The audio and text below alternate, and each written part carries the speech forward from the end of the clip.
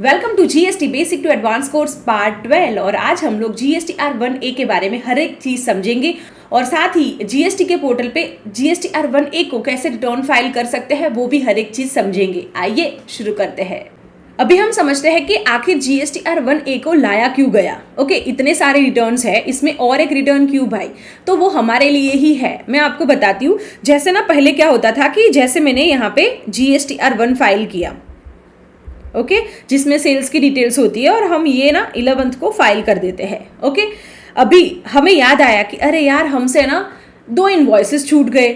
Okay, तो क्या करना होता था पहले, जब ये रिटर्न नहीं था उसके पहले हम लोगों को नेक्स्ट मंथ की वेट करनी होती थी। जब हम नेक्स्ट मंथ का जीएसटीआर 1 फाइल करते थे ना, तब हम लोग जो भी मिसिंग इनवॉइस है या फिर कुछ हमें करेक्ट करना है, अमेंड करना है, तो हम लोग कर सकते थे।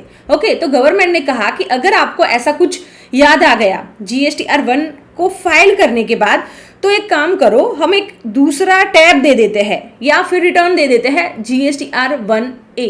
ओके, उसमें आप वो डिटेल्स को ऐड कर लो। बट फिर गवर्नमेंट ने वो भी बोला कि ये जो टैब है वो कब तक आपको दिखेगा जीएसटी के पोर्टल पे। ओके, तो यहाँ पे देखो, मैं एक टैब ओपन करती हूँ जिसका नाम है GSTR 1A। Okay, so government ने बोला कि जैसे ही आप जीएसटीआर 1 को फाइल करोगे, तुरंत ही आपको जीएसटीआर 1A टैब दिखेगा। आप उसमें जो भी आपको ऐड करना है वो ऐड कर लो। बट कब तक? जब तक आप जीएसटीआर 3B को फाइल नहीं करते, तब तक ये जो टैब है वो आपको दिखेगा। ओके, जैसे ही आप 3B को रिटर्न फाइल करोगे, तुरंत ही ये टैब हट जाएगा। ओके, बेसिकली जैसे जीएसटीआर 1 को फाइल करोगे तो आपको ये टैब दिखेगा, मीन्स आप ऐड कर सकते हो। ओके, और इसके बाद में जैसे ही 3B जो है वो रिटर्न फाइल करोगे तो ये टैब जो है वो यहाँ से हट जाएगा, और ये हर मंथ को ऐसे ही होगा। Basically GSTR 1A current period का कुछ भी हमें अमेंड करना है या हमसे कुछ इनवॉइसेस छूट गए हैं, उसके लिए ही हम लोगों को ये टैब मिलता है और ये डिटेल्स हमें यहाँ पे ही ऐड करनी होती है। Got my point? अभी क्या होता है, बहुत सारे जगह पे ऐसा भी होता है कि समझ लो कि हमारे जो वेंडर है, ओके, वो हम लोगों को क्या बोलते हैं कि हम लोगों को जब तक हमारे जीएसटीआर 2 में अगर हमें आपका डिटेल्स नहीं दिखेगा, ठीक है, कुछ इनवॉइसेस का, तब तक हम लोग पेमेंट नहीं देंगे। आप हम लोगों को बेसिकली जीएसटी के स्क्रीनशॉट भेजो। समझ लो हमसे वो इनवॉइस छूट गया है, ओके, तो फिर उनको तो दिखेगा ही नहीं उनके रिटर्न में, राइट? सो वो हमें क्या बोलते हैं कि आप हमें जीएसटी के स्क्रीनशॉट भेज दो। तो हम क्या कर सकते हैं, हमारे पास एटलीस्ट ऑप्शन होता है, 3B नहीं भरा है तो ऐड कर लेंगे और उनको स्क्रीनशॉट भेज देंगे। ओके, तो फिर हमारा पेमेंट भी वहाँ पे रुकता नहीं है। ओके, बहुत सारी जगह पे ये भी प्रोसेस फॉलो करते हैं कि आप हम लोगों को जीएसटीआर 1 के रिटर्न के बेसिकली जो स्क्रीनशॉट है वो भेजो, हम लोग बाद में पेमेंट करते हैं। बिकॉज ऐसा होता है कि बहुत सारे लोग क्या करते हैं, जीएसटी का पेमेंट जो चार्ज करते हैं वो ले तो लेते हैं, बट फिर जीएसटी के पोर्टल पे वो फाइल नहीं करते बेसिकली, तो उनको इनपुट टैक्स क्रेडिट मिलेगा नहीं, राइट? सो इसकी वजह से वो जीएसटी के स्क्रीनशॉट मांगते हैं। ओके, तो आई होप आप समझ गए होंगे जीएसटीआर 1A को क्यों लाया गया। अगर हमने कुछ इनवॉइसेस मिस किए हैं करंट पीरियड के, और या फिर हमने कुछ एरर की है, उसको हमें करेक्ट करना है, अमेंड करना है, बट करंट पीरियड का, ओके, तो हम लोग इसका यूज कर सकते हैं। जीएसटीआर 1 जैसे ही हम फाइल करेंगे तो ये टैब ओपन हो जाएगी। मैं आपको जीएसटी के पोर्टल पे जाके भी दिखाऊंगी। ओके, तो तुरंत ये टैब ओपन होगी, बट कब तक? जब तक 3B को फाइल नहीं करते। जैसे हमने ये, जैसे इसकी ड्यू डेट 20th होती है, 20th को हमने फाइल किया तो ये आपको नहीं दिखेगा। ओके, तो ये टाइम पीरियड रहता है। अगर हमें याद आता है तो हम ये जो रिटर्न है उसमें डिटेल्स को ऐड कर सकते हैं। आई होप आपको समझ में आया होगा जीएसटीआर 1 आखिर क्यों लाया गया था। बेसिकली हमारे लिए ही, नहीं तो हमें याद रखना पड़ता या फिर कहीं पे लिख के रखना पड़ता कि ये 2 इनवॉइसेस हमसे छूटे हैं या फिर इसमें कुछ गलती हुई है। ओके, बट अगर हमें याद आया जीएसटीआर 1 को फाइल करने के बाद, तो हम तुरंत ही जीएसटीआर 1A में ऐड कर सकते हैं। ओके, सो ये हमारा कहानी है पूरा जीएसटीआर 1A का। अभी हम देखते हैं, हमसे एक इनवॉइस छूट गया तो फिर हम लोग कैसे जीएसटीआर 1A में उसको ऐड कर सकते हैं। आइए उसको समझते हैं। हमने एक कोर्स लॉन्च किया है skill up crack accounting jobs and interviews. So यहाँ पे स्टार्ट से लेके basically job search, resume, LinkedIn optimisation, basic accounting, GST, interview preparation, Excel, MIS, सब कुछ बेसिकली हम लोगों ने ये कोर्स में कवर किया हुआ है। अगर आप देखेंगे इसमें क्विज, प्रैक्टिस फाइल, बेसिकली पूरा पाथ हमने दिया हुआ है कि कैसे आपको प्रिपरेशन करनी चाहिए। अभी मैं आपको बोलूंगी कि आप जीएसटी सीख लो, टीडीएस सीख लो या फिर इनकम टैक्स रिटर्न सीख लो, राइट, पर एक दिन में सब कुछ नहीं हो जाएगा और इंटरव्यू के लिए सब कुछ लगता भी नहीं है। सो मैंने मेरे एक्सपीरियंस से और जो भी मैं एमएनसीज में बाकी के लोगों से कनेक्ट हूँ उनसे सर्च करके बेसिकली बहुत एनालिसिस करके ये कोर्स को लॉन्च किया हुआ है कि आप लोग आपका इंटरव्यू क्रैक कर पाओ और इंटरव्यू के बाद भी आपकी जो जॉब है वो आप स्टार्ट कर पाओ। बाकी फिर जीएसटी और टीडीएस का जो लर्निंग है वो तो आपका ऑनगोइंग ही रहेगा। इंटरव्यू कैसे देते हैं, कौन सी मिस्टेक्स हमें नहीं करनी है, पार्ट टाइम जॉब और बहुत सारी चीजें बेसिकली हमने ये कोर्स में दी हुई है। डेफिनेटली ये कोर्स को एक बार जरूर देखना, ट्रस्ट मी, आपको अफसोस नहीं होगा। लिंक आपको डिस्क्रिप्शन से मिल जाएगी।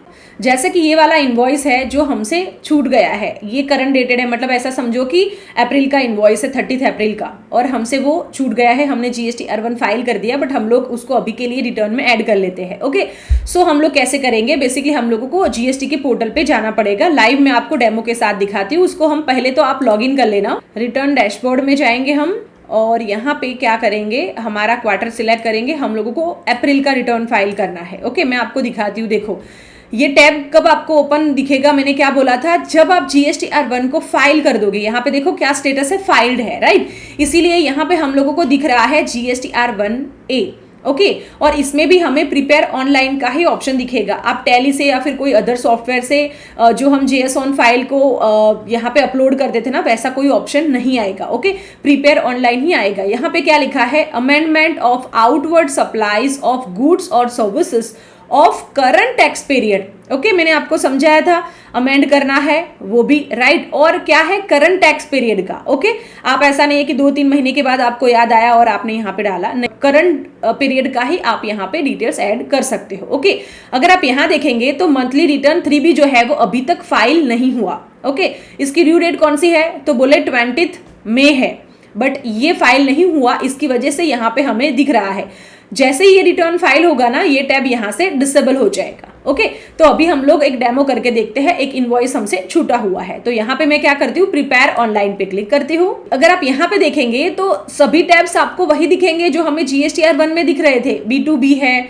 लार्ज इनवॉइस है, एक्सपोर्ट के, B2C है, क्रेडिट नोट, डेबिट। आपसे ऐसा भी हो सकता है कि आपने क्रेडिट नोट किसी का ऐड करना था बट मिस कर दिया। ओके, तो वो हर एक चीज यहाँ पे आपको दिखेगी। अमेंड करना होगा तो यहाँ पे भी उसका डिटेल्स दिखेगा। ओके, सो जैसे कि हमसे एक इनवॉइस छूट गया है तो हम लोग क्या कर सकते हैं, डेफिनेटली B2B का इनवॉइस था हमारा तो उसको यहाँ पे ही ऐड करेंगे, राइट। सो मैं यहाँ पे जाऊंगी और यहाँ पे ऐड रिकॉर्ड्स पे क्लिक करूंगी। यहाँ पे जीएसटी नंबर हम लोगों को ऐड करना होता था, राइट, मैंने आपको जीएसटी R1 के फाइल करते टाइम सिखाया था। यहाँ पे डिटेल्स आ जाएगा, हम लोग यहाँ पे इनवॉइस नंबर ऐड कर लेंगे। क्या नंबर था हमारा वो देख लेते हैं।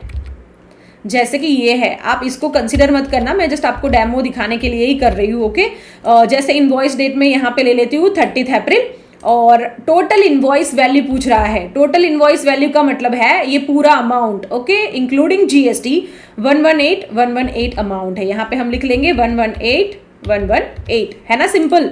इसमें यहाँ पे आपको कुछ ज्यादा करने की जरूरत नहीं है। जैसे यहाँ पे 18% जीएसटी है हमारा, यहाँ पे देखो कितना है 18%, कितने अमाउंट पे लगा है वो आपको लिखना है 1,100,000 रुपए। यहाँ पे हम लोग लिख लेंगे। ओके, तो यहाँ पे हमारी डिटेल्स हमें दिख गई है और फिर हम क्या करेंगे, यहाँ पे हम सेव कर देंगे। ओके, हम यहाँ पे बैक कर लेते हैं। ये देखो हमारा जो इनवॉइस हमने ऐड किया है वो आपको इस तरीके से दिखेगा। बेसिकली जो जीएसटी R1 में दिखता था ना वैसे ही है, आपको और कुछ ज्यादा दिखेगा नहीं। अगर आप यहाँ देखेंगे तो B2B में हमें 1 इनवॉइस दिख रहा है। ओके, हो गया ना काम हमारा। अभी हमें कुछ करने की जरूरत है नहीं करना है। हम लोगों को क्या और ऐड करने को मैंने बोला था, HSNY समरी। ओके, यहाँ पे हमने दी ही नहीं। गवर्नमेंट तो बोलता है ना कि हमें HSNY समरी भी लगेगा और डॉक्यूमेंट इश्यूड भी हम लोगों को लगेगा, राइट। सो सबसे पहले हम HSNY समरी को ऐड कर लेते हैं। ओके, सो जैसे यहाँ पे HSN क्या है हमारे ये इनवॉइस का, वो हम लोग लिख लेते हैं। कौन सा है, यहाँ पे देखो 8518। ओके, सो यहाँ पे डिस्क्रिप्शन वैसे ऑटोमेटिक ही आता है, इसका डिस्क्रिप्शन आ गया। UQCs क्या है, तो हमने ना बॉक्स में दिया था। ओके, तो यहाँ पे बॉक्स कहाँ पे है, यहाँ पे ये वाला है। ओके, टोटल क्वांटिटी कितनी दी है, यहाँ पे 100 है, हम लोग लिख लेंगे 100 क्वांटिटी। ओके, यहाँ पे पूछ रहा है total taxable value. Total taxable value का मतलब मैंने आपको क्या बताया था, जीएसटी को छोड़ के जो अमाउंट होती है वो हमारी टैक्सेबल होती है। तो कितनी है, 1,100,000 रुपये। सिंपल हम लोग लिख लेंगे। इसके बाद यहाँ पे रेट डालना है, कितना था, 18%। इंटीग्रेटेड टैक्स कितना है, तो यहाँ पे हम लिख लेंगे 18,018। ओके, था ना सिंपल। ओके, यहाँ पे कुछ करने की जरूरत नहीं है और सिंपल यहाँ पे ऐड बटन पे क्लिक करके हम लोग इसको ऐड कर लेंगे। ओके, यहाँ पे देखो रिक्वेस्ट एक्सेप्टेड सक्सेसफुली। यहाँ पे देखो इसकी पूरी डिटेल्स जो है वो HSN वाइज हम लोगों को दिख जाएगी और यहाँ पे हम लोग सेव कर देंगे। ओके, यहाँ पे देखो ये सेव हो चुका है। अगर आपको डिलीट करना है तो यहाँ पे टिक करके उसको डिलीट कर सकते हो। अगर आपको कुछ यहाँ पे एडिट करना है तो भी कर सकते हो। ओके, यहाँ पे हम लोग बैक करते हैं। यहाँ पे HSN वाइज समरी में हम लोगों को दिख जाएगा। अभी हमें और क्या करना है, हमें गवर्नमेंट को डॉक्यूमेंट इश्यूड भी बताना है, मतलब कौन सा डॉक्यूमेंट है वो भी हम लोगों को 13 नंबर वाले जो टैब है उसमें हमें दिखाना है। हम यहाँ पे क्लिक करेंगे और ये देखो इनवॉइसेस फॉर आउटवर्ड सप्लाई, यहाँ पे हम लोगों को दिखाना है। ओके, यहाँ पे हम ऐड डॉक्यूमेंट करेंगे और हमारा इनवॉइस नंबर दे देंगे। तो हमारा इनवॉइस नंबर क्या है, 13 वाला। ओके, फ्रॉम से टू देना है, मतलब समझ लो कि आपके 2 इनवॉइसेस छूट गए होते। ओके, जैसे 13 और 14 नंबर, तो फिर आप यहाँ पे क्या करते, 13 और 14 लिखते। टोटल इनवॉइस 2 छूटे थे, कैंसिल 0 है, ऐसे आप करते। ओके, समझ लो कि 13 नंबर का छूटा था और 15 नंबर का छूटा, तो फिर आप यहाँ पे क्या करते, 1 करते, यहाँ पे आप 13 करते, यहाँ पे और ऐड डॉक्यूमेंट करते और यहाँ पे आप क्या लिखते, 15। ओके, समझ रहे हो कि क्या मैं बोल रही हूँ आपको, ये आपको 1 लिखना है, यहाँ पे आपको 0 करना है। 13 नंबर का एक छूटा है, 15 नंबर का छूटा है। सीरीज में होता तो यहाँ पे फ्रॉम टू 2 कर देते, बट सीरीज में नहीं है। ओके, तो फिर आप इस तरीके से उसको ऐड करोगे। Got my point. बट अभी हमारा एक ही इनवॉइस है तो मैं यहाँ से डिलीट कर देती हूँ। ओके, ये मैंने डिलीट कर दिया और क्या करेंगे, यहाँ पे नीचे आके हम सेव करेंगे। यहाँ पे हम सेव बटन पे क्लिक करेंगे। ओके, तो ये हमारा इनवॉइस भी सेव हो चुका है। यहाँ पे मैं बैक करती हूँ। अगर आप यहाँ पे देखेंगे तो डॉक्यूमेंट इश्यूड में हमें 1 दिख रहा है। ओके, तो 3 चीजें आपको सबसे पहले करनी है। सबसे पहला, आपको जो भी इनवॉइसेस जहाँ का है, जैसे B2C का है तो आपने उसको वहाँ पे ऐड कर लिया, HSN वाइज समरी और डॉक्यूमेंट इश्यूड आपको ऐड करना है। हमने क्या किया, B2B में हमने ऐड किया है, HSN वाइज समरी की है और हमने क्या किया है, डॉक्यूमेंट इश्यूड में हमने ऐड कर लिया है। ओके, तो इस तरीके से बहुत ही सिंपल है, आपको करना है। अगर आपको कुछ अमेंड करना होता तो फिर यहाँ पे आप करते, बट हमारा अमेंड का केस नहीं है। अभी हम लोग क्या करेंगे, सिंपल है, जनरेट समरी पे क्लिक करेंगे। ओके, जनरेट समरी हमारा हो गया। यहाँ पे हम क्या करते हैं, रिफ्रेश करते हैं। ओके, यहाँ पे देखो proceed to file summary. Summary में देखेंगे तो सब कुछ आपको दिख जाएगा। ओके, आपने HSN वाइज डिटेल्स डाली है वो भी दिखेगी। देखो यहाँ पे आपने क्या डाला हुआ है, R1 में आपका डिटेल्स था वो यहाँ दिखेगा और GSTR 1A में आपने ये डिटेल्स को ऐड किया है, पूरा टोटल दिखेगा। टोटल GSTR 1 में क्या डिटेल्स थी और GSTR 1A में आपने अभी क्या अपडेट किया हुआ है, ये हर एक चीज बेसिकली आपको दिख जाएगा। अगर आपको इसकी PDF चाहिए, ओके, आपको CA को भेजना है, आपकी मैनेजर को भेजना है, तो आप यहाँ से PDF को डाउनलोड कर सकते हो। ओके, और इसके बाद में यहाँ पे कंसोलिडेटेड समरी चाहिए तो भी मिलेगी। सिंपल आपको क्या करना है, फाइल स्टेटमेंट पे क्लिक करना है। ओके, और आगे की प्रोसेस तो आपको पता ही है क्या करना है। ओके, तो इस तरीके से आपको GSTR 1A है उसको फाइल करना है। आई होप आपको बहुत सारी चीजें क्लियर हुई होंगी और अगर कुछ क्वेरी है तो आप कमेंट कर लेना और यस, वीडियो अच्छा लगा तो लाइक जरूर कर देना और प्यारी सी कमेंट जरूर करना। मिलते हैं हमारे नेक्स्ट पार्ट में, कुछ नया सीखेंगे। तब तक सीखते रहिए, सिखाते रहिए। Happy learning. धन्यवाद।